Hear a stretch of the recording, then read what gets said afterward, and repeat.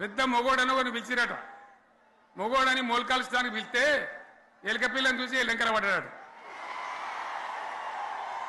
ఇక మా అంత సిపాయిలు లేరు, మేము తెచ్చే ఇస్తాం, 6 సందమామలు పెడతాం, 7 సూర్యులు పెడతాం అని నమ్మబలికి ప్రజలను దగా చేసి మంచిగున్న తెలంగాణ నాగం పట్టించి ఓట్లు వేయించుకొని ప్రజలను మోసం చేసిండ్రు, దగా చేసిండ్రు.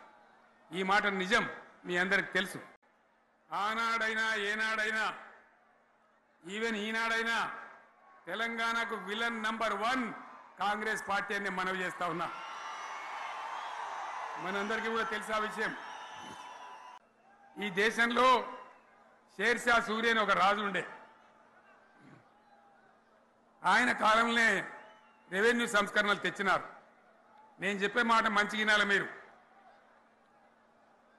చరిత్ర పొడుగుత చూస్తే షేర్షా సూరి నుంచి స్వతంత్ర భారతం వచ్చిన తర్వాత ప్రజాస్వామ్య ప్రభుత్వాలు కూడా రైతుల దగ్గర రకరకాల శిస్తులు వసూలు చేసినారు, రైతుల దగ్గర డబ్బులు వసూలు చేసినారు, తహసీల్ రకాలు వసూలు చేసినారు, నీటి తీరువాలు వసూలు చేసినారు. కానీ రైతును చూడాలని వాడు అందుకోలే.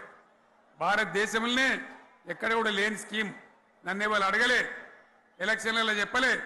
నాకు నేనుగా ఆలోచించి, ప్రభుత్వమే ఆలోచించి రైతు బంధు పథకాన్ని తెచ్చినాం.